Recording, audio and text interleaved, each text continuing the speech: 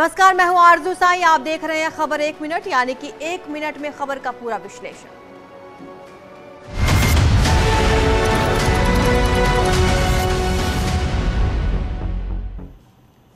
PM Modi ने बिना नाम लिए हुए अग्निपथ योजना को लेकर युवाओं को संदेश दिया है। चलिए आपको सुनवाते हैं।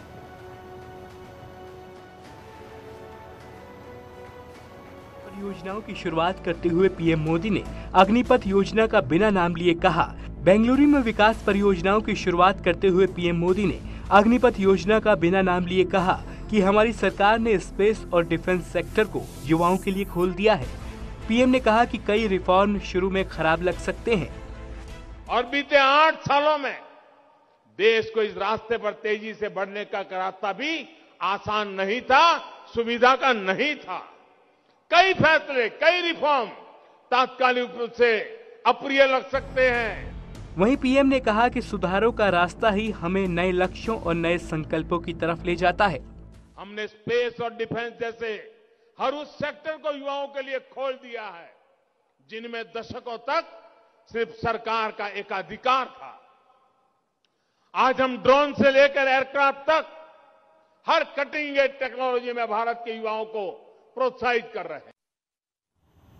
अग्निपथ योजना को लेकर सरकार विपक्ष के विरोध पर लगातार पलटवार कर रही है। डिप्टी सीएम केशव प्रसाद मौर्य ने विपक्ष पर जमकर निशाना साधा है। केशव मौर्य ने कहा कि विपक्ष सरकार को बदनाम करने की साजिश कर रहा है।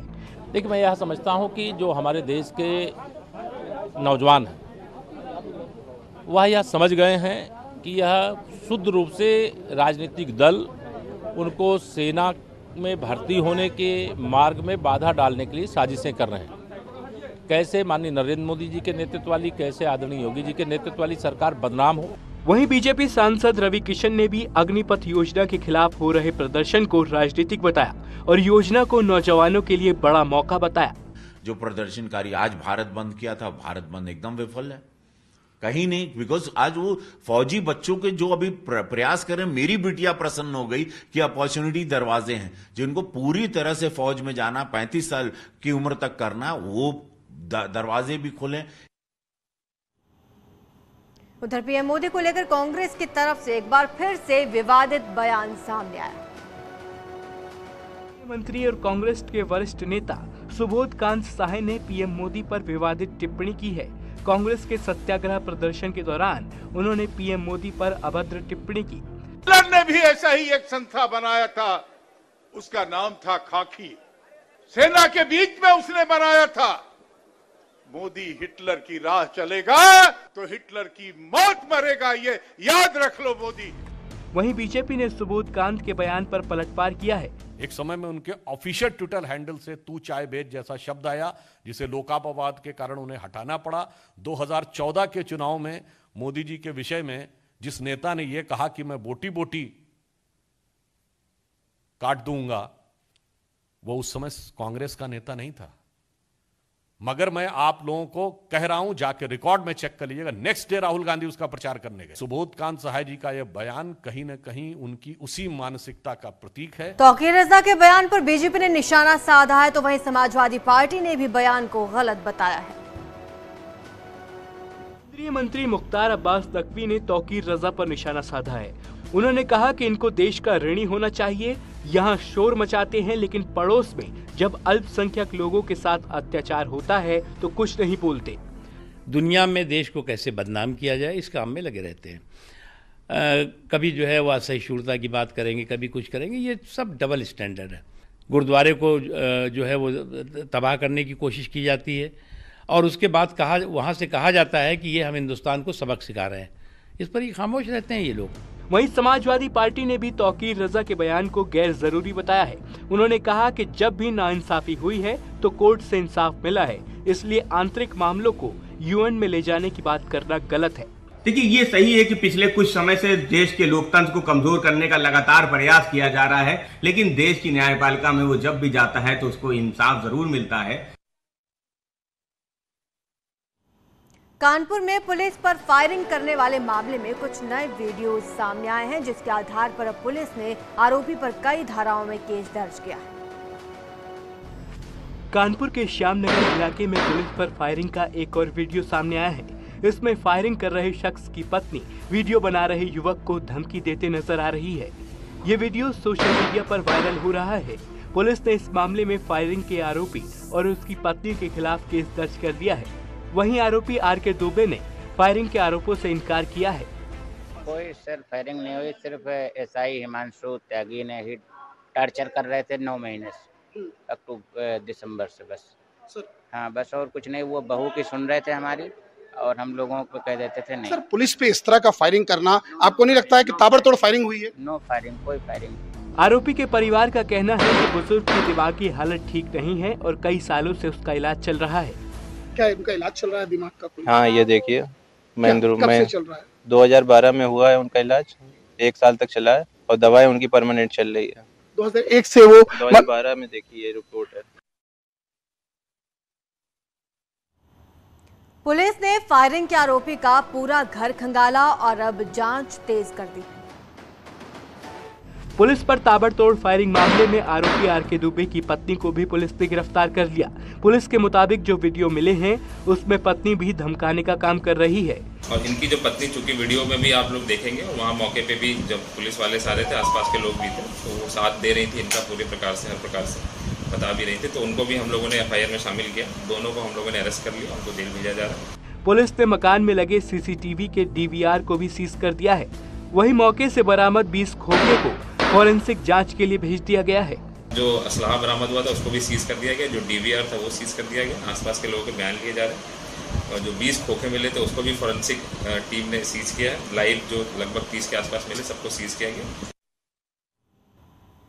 हिमाचल प्रदेश के सोलन जिले में एक टिम्बर ट्रेल में 8 लोग फंस गए, जिसके बाद रेस्क्यू ऑपरेशन चलाया गया। प्रदेश के सोलन जिले में परवाणु टिम्बर ट्रेल में फंसे सभी 5 पर्यटकों को सुरक्षित निकाल लिया गया। जानकारी के मुताबिक टिम्बर ट्रेल में 5 पर्यटक कुछ तकनीकी समस्या की वजह से फंस गए थे। उन्हें बचाने के लिए केबल कार ट्रॉली तैनात की गई। कई घंटों की कड़ी मशक्कत के बाद सभी पर्यटकों को सुरक्षित निकाला गया। सोलन जिले के एसपी ने बताया कि टिम्बर ट्रेल ऑपरेटर की तकनीकी टीम तैनात है और स्थिति की निगरानी करने वाली टीम भेज दी गई है। हम मोक्षा में आए थे यहाँ पर, और मैं शुगर का और मेरे को किडनी की प्रॉब्लम है, हाथ में फिशुला बना हुआ है। ये बार बार एक ही बात कह रहे हैं कि हम रोपवे से इससे उतारेंगे, हम इसको रस्ते से उतारेंगे नीचे जंगल के अंदर। हम उतरने के लायक नहीं है और हम लोग बड़ी उम्र के लोग हैं, हम उससे नहीं उतर सकते। शुगर बीपी की मरीज हूँ और मुझे बहुत डर लग रहा है। घुटने की परेशानी, मुझे घुटनों की भी परेशानी है, मैं नहीं उतर सकती। भाभी जी, आप Sir, I'm a heart patient and it's very difficult for me to get down like this. हम लोग बहुत परेशान हैं, 1.5 घंटे से यहाँ पर अटके हुए हैं। मिर्जापुर में एक गाड़ी पानी में डूब गई, जिसके बाद जेसीबी की मदद से उसका रेस्क्यू किया गया। मिर्जापुर में बीती रात हुई बारिश की वजह से विंध्याचल में मां विंध्यवासिनी के दर्शन के लिए आने वाले यात्रियों की मुसीबत बढ़ गई। विंध्याचल के पटेगरा नाला रेलवे अंडरपास के नीचे जल जमाव हो गया, जिससे आजमगढ़ से आई यात्रियों से भरी गाड़ी पानी में फंस गई, जिसकी वजह से गाड़ी में बैठे 15 लोगों की सांसें आधे घंटे तक अटकी रहीं। इसके बाद पानी में फंसी गाड़ी को जेसीबी की मदद से बड़ी मशक्कत के बाद निकाला गया। तब जाकर लोगों ने राहत की सांस ली। आजमगढ़ का परिवार दर्शन पूजन के लिए आया था। प्रशासन से रिक्वेस्ट है कि इसको यहाँ इतना बनाया जाए, यहाँ पानी भरा हुआ है कि हम लोग निकल नहीं पाए, वहाँ गाड़ी फंस गई। आगे पूरी गाड़ी डूब गई थी क्या? यस, पूरा परिवार? पूरा परिवार। सभी लोग कितने सदस्य थे आप लोग? 20 के लगभग। अग्निपथ योजना के विरोध को लेकर आज पूरे प्रदेश में अलर्ट रहा। पुलिस और प्रशासन मुस्तैद रहा। अग्निपथ योजना के खिलाफ हो रहे विरोध प्रदर्शन के चलते प्रदेश में पुलिस और प्रशासन पूरी तरह से अलर्ट है। सभी मुख्य चौराहों पर पुलिस बल तैनात है। हर आने जाने वाले रास्तों पर चेकिंग हो रही है। गाजियाबाद रेलवे स्टेशन पर भी चेकिंग अभियान चलाया जा रहा है। वहीं कानपुर के चकेरी इलाके में भारी पुलिस फोर्स तैनात है। हंगामे की आशंका के चलते पीएससी और रैपिड एक्शन फोर्स भी तैनात है। पुलिस पैदल मार्च कर रही है। वहीं कानपुर सेंट्रल स्टेशन पर खासी चौकसी बरती जा रही है। अलीगढ़ में पुलिस की सख्ती नजर आई। पुलिस प्रशासन ने बुलडोजरों और भारी पुलिस फोर्स के साथ कई इलाकों में फ्लैग मार्च किया। वाराणसी में पुलिस पूरी तरह से मुस्तैद है और चप्पे चप्पे पर फोर्स तैनात है। उधर मथुरा में दिल्ली आगरा हाईवे और एक्सप्रेसवे पर जगह जगह फोर्स तैनात है। वहीं मामले में पुलिस ने उन्नाव से योजना को लेकर भड़काऊ मैसेज करने वाले युवक को गिरफ्तार कर लिया है। कानपुर में जमीन पर कब्जे से परेशान शख्स ने डीएम ऑफिस में जान देने की कोशिश की है। ये रिपोर्ट देखिए। कानपुर में एक शख्स ने डीएम ऑफिस में मिट्टी का तेल डालकर आत्महत्या करने की कोशिश की, लेकिन मौके पर मौजूद ऑफिस के स्टाफ और होमगार्ड्स की मदद से उसे रोक दिया गया। उसका आरोप है कि कुछ लोगों ने उसकी जमीन पर कब्जा कर रखा था। सर यहाँ 3 साल से डीएम ऑफिस है और सब कागज नंबर डीएम तहसील दिया, थाने में कहीं छोड़ते हैं नहीं। 276 में भी किए सर, हम एप्लीकेशन दिए, सब कहते में भेज छोड़ा। मेरी पुश्तैनी जमीन गाँव समाज के एरिया की नहीं है। वो गोरे के पास ही शिव प्रसाद पाल है, ये लोग कब्जा करे। नांदी खूंटा बसीन जानवर मेन रोड में जमीन महंगी जमीन हो गई तो उन्होंने जमीन कब्जा कर लिया। 3 साल से वो अपनी जमीन के लिए अफसरों के चक्कर काट रहा है, लेकिन कोई सुनवाई नहीं हो रही। ऐसे में उसके पास जान देने के सिवा कोई चारा नहीं बचा है।